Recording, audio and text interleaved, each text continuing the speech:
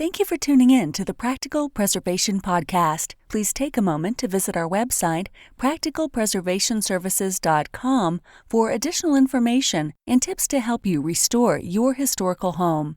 If you've not done so, please subscribe to us on iTunes, Stitcher, or SoundCloud, and also like us on Facebook. Welcome to the Practical Preservation Podcast, hosted by Danielle and Jonathan Kepperling. Kepperling Preservation Services is a family-owned business based in Lancaster, Pennsylvania, dedicated to the preservation of our built architectural history for today's use as well as future generations. Our weekly podcast provides you with expert advice specific to the unique needs of renovating a historic home, educating by sharing our From the Trenches preservation knowledge and our guests' expertise, balancing modern needs while maintaining the historical significance, character, and beauty of your period home.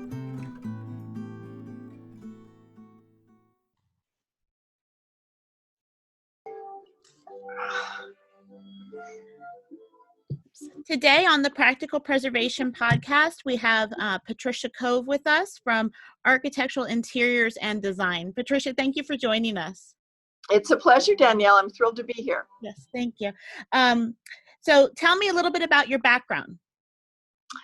Well, actually, my undergraduate degree is in education, and I started off as a high school English teacher back in the late 70s and through the 80s, which I really enjoyed. But back then, women seemed to become either a nurse or a teacher. And so my parents gave me those two choices, and I ended up becoming an English teacher, which I really love. But my love of architecture really outshone my desire for teaching. So that's how I transitioned.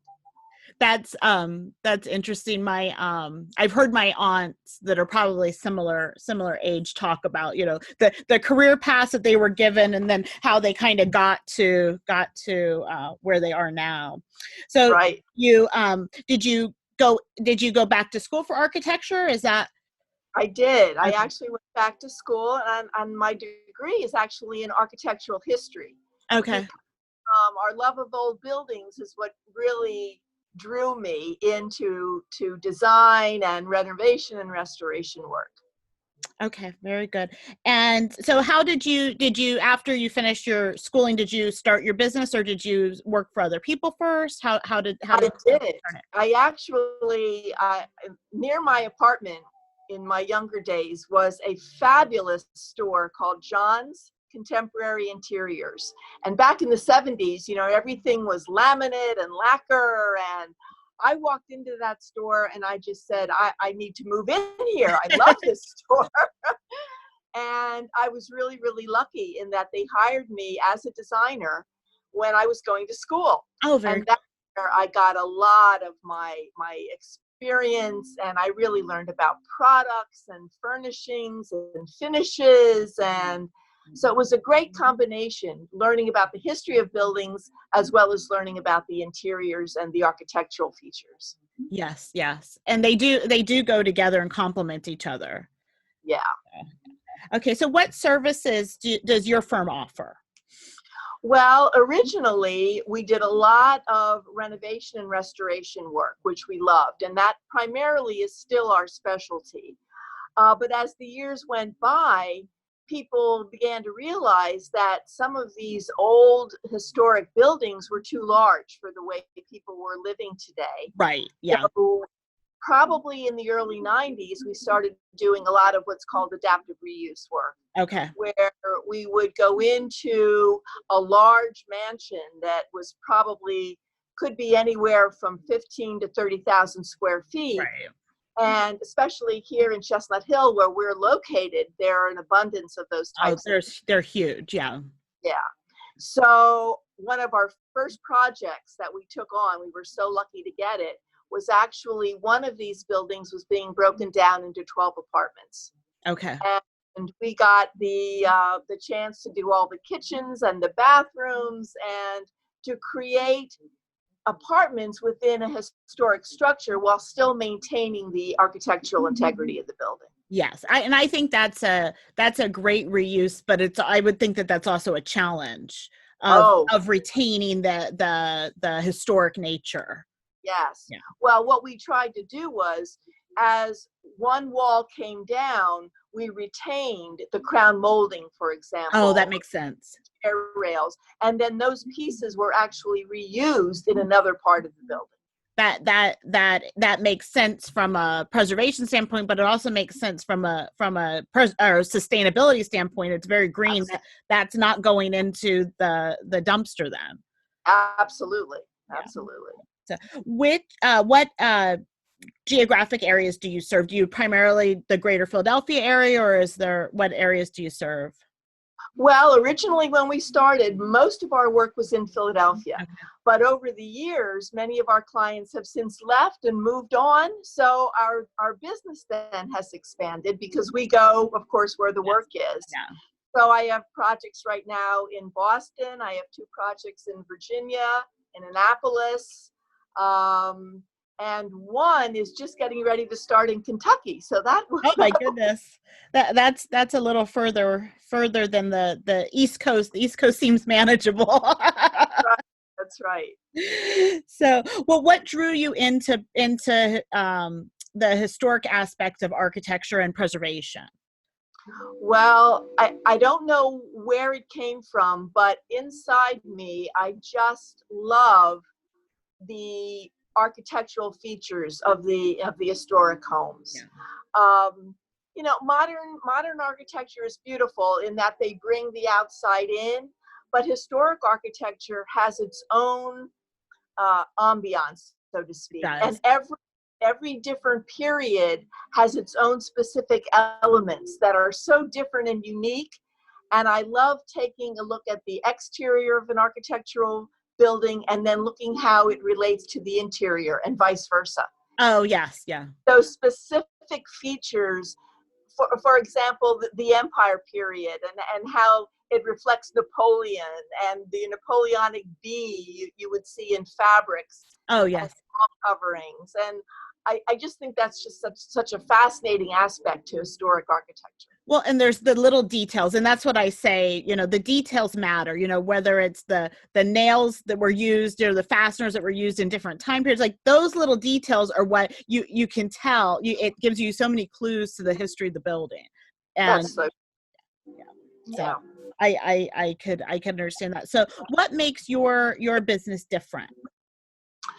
Well, I think our business is different because we have a lot of education and background in these different fields, renovation, restoration work, historic architecture, and then bringing all of those combined interests into today and the way people live today. Oh, yeah. Because as you realize, some people don't want to live in a truly Victorian house. Right. They want light and air, and sometimes you don't have that in a historic structure. So the challenge is taking today's lifestyle, but still making it work within a historic building.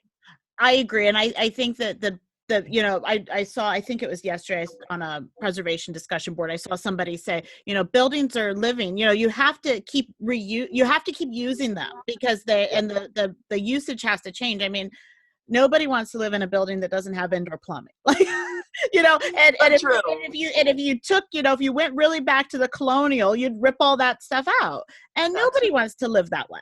So it is and it's okay to make changes so that I'd rather see a building change than just get demolished.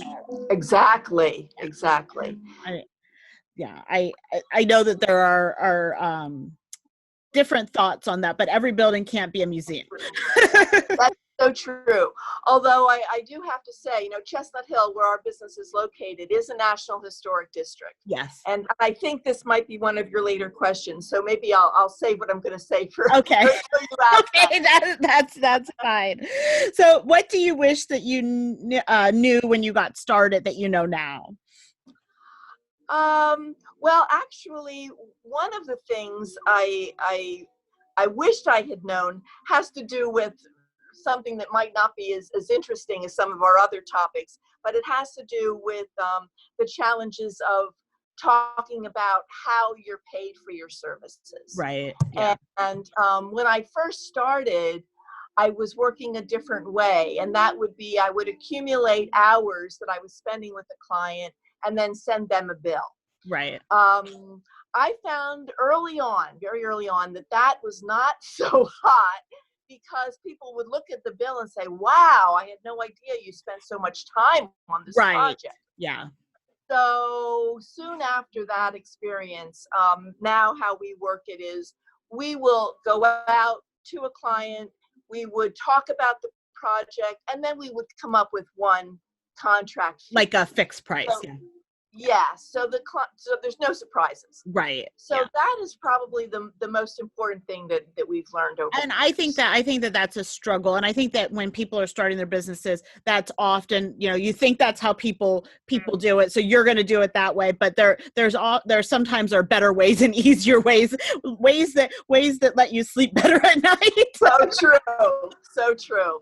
And it's so important to us that the clients are happy and they leave a project just thrilled. Right. And so I think when people know how much things are going to cost up front, it puts a much better scope on the entire project. Right. And then I feel like people don't feel like if you spend a little bit more time on something that they don't start to get grumpy, where maybe you're making it up someplace else. Like, there's a balance. My dad and I would always disagree when we all worked together. That my parents retired a couple of years ago. My dad would always say, there's a yin and a yang. I'm like, yeah, but sometimes there's not. Like, we need to work that. Right. So do you have any design tips for our listeners? Oh, yes. Well, how we're working right now is within the framework of what we're calling the new modern. Okay. And how we define the new modern is people who live in a historic building, but are able to take and create a modern interior. Okay. And that does not mean destroying any of the architectural features. It's how to bring these architectural features in and complement, for example, modern furnishings. That makes sense to me. It's a blend of how your interior looks, and it looks modern, but yet it has all of this very, very interesting architectural detail. And you're not doing anything that can't be undone on the building. You're not going in and gutting it. You're leaving the historic fabric, but you're just complementing with things that can be changed in and out. That really makes a lot of sense to me. It's like the best of both worlds. Exactly. And people don't realize, I mean, it's surprising to me how many people can walk into a room, for example, and not appreciate the architecture, the crown moldings, the medallions on the ceiling. And there are some developers, for example, that think that people just want blank boxes, just white walls, white ceilings, when all of these features can just add so much more interest to a space. They can. Yeah. And it makes me giggle too, because I'll walk around and I'll look, I'm always looking up at the cornices and not very many people do that unless they're into it. That's right. But they do add, like, if they weren't there, you miss them. Definitely. So even if you're not actively seeking them out and looking at them, I do think that it adds depth and interest in the room. Yeah. So what challenges or trends do you see in preservation? Well, my biggest concern right now is for people who are buying up these historic homes. And for example, in Chestnut Hill, as a National Historic District, many of our buildings are what's called listed on a national or a local register. Right. Which means the exterior of the building is preserved to some extent, but the interior is not. So my biggest challenge is to reach out to these developers and people who buy these buildings, thinking that A, they could just demolish it, right, or B, which is, I think, equally as bad, go in and just demolish the interior. Right. We've seen that working in Society Hill. Yes. Yeah. And just, create white box rooms. And my feeling is, if a person is going to invest in a historic building, why would they buy a stone structure and then walk to the interior and see a blank, like an apartment building? Right. Right. Yeah. So in working with developers here in Chestnut Hill, I try to convince them that maintaining these important interior architectural features is just as important as saving the outside of the building. It's hard. Yeah. That's a no, challenge. and that is hard. And there was actually we have like a neighborhood Facebook group. I live in Lancaster City, and somebody had posted, it was like a question that was not really a question, but it was like something about painting brick and ruining the brick. And I, came from a preservation standpoint. I was explaining why you shouldn't paint the brick, but it was probably other issues going on, and she was like, well, the developers did this and now it's cost us $10,000, or the flippers did this and now it's cost us, $10,000 worth of damage. And I said, I can believe that, but they just want to sell the building. They don't care what happens afterwards. And, That's right. And that mentality really bothers me if they're buying older buildings. They can go do that in a development, but they don't need to do that in. Exactly. Because it's just, you're doing more damage to the building, and that just gets me fired up. That's so true. And believe it or not, we've had it now happen several times in Chestnut Hill. The buildings where the interiors were preserved sold very quickly. There are two of them where the developer went in and just gutted the interior and put modern features in there. Yeah. And they are the ones that are sitting on the market right now. Well, I hope that, because they are financial, the developers usually are, their motivation's financial. Hopefully that'll be a lesson to them and they will stop then. Yes, we're hoping. Crossed. So, did you have anything else that you wanted to share with our listeners that we didn't have a chance to cover? Well, I guess I just wanted to share how important character is when it comes to communities that have a lot of historic structures. And it is these historic buildings that really add to the character of a community. And I would love to see all of these buildings preserved, no matter if the interior is preserved or not. Right. The ultimate goal is to save these historic buildings, because you cannot duplicate the quality, the architectural interest, and the beauty of these buildings today. It's just economically not feasible to do it. Right. So it's so much better to preserve what we have, because these buildings tell such important stories in the end. They do. And the amount of detail and that went into them. Like I remember I went and looked at a project in DC, and it was an old post office, and the coffered ceilings and all, and and then I stand in my post office and I'm like, we have drop ceiling. Yeah. I'm like, we used to put, this incredible amount of architectural detail into a building, and now everything's disposable. So, exactly. Yeah. Exactly. How should our listeners contact you? Well, they can contact me through my website, which is www.patriciacove, all one word, .com. They could also reach me directly through my email, which is patricia@patriciacove.com. They could also call me on my landline, because as a historic preservationist, I still have one of those. And that is 215-248-3219. Okay. I'm at my desk even during this very difficult period. I'm at my desk every day. Yes. And if they miss, they can always leave a voicemail, and I'm very good at getting back to people. Very good. Thank you. And I will make sure all of your contact information is on our website where the podcast will be hosted. So that'd be great. People to refer back to also. Did you have any offers for our listeners? I know when seminars and those kinds of things are being canceled now, but is there any place that anybody could see you or? Well, I actually do write a column for the Chestnut Hill Local, which appears Okay. twice a month. And we talk about everything from historic buildings to how to arrange a kitchen or how to lay out your living room. We talk about all aspects of interior design in the column. Okay, Um, very good. yeah, and I also hold Zoom meetings. I don't have one scheduled right now, but they could easily check my website for a Zoom meeting. And we talk again about all aspects about interior design. Very, very cool. Thank you very much. Thank you for joining us. I felt like I learned some things, and I appreciate your time. Well, thank you, Danielle. I wish you a lot of luck too. I'm going to have to learn a lot about your business because we are always searching for good contracting firms that specialize in preservation. Oh, thank you. Thanks for listening to the Practical Preservation Podcast. The resources discussed during this episode are on our website at practicalpreservationservices.com/podcast. If you received value from this episode and know someone else that will get value from it as well, please share it with them.